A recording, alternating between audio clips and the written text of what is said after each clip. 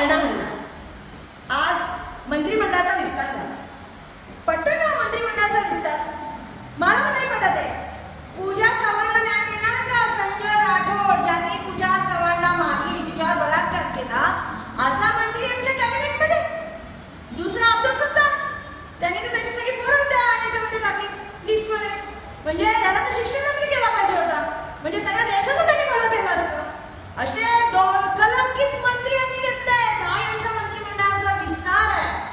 आणि मी विचारू इच्छिते की संजय राठोडांना तुम्ही मंत्रीपद देताच कसं? हीच भारतीय जनता पार्टी यांच्या पुण्यामध्ये त्यांचे अध्यक्ष, यांच्या पुण्यामध्ये त्यांची महिला अध्यक्ष, यांच्या पुण्यामध्ये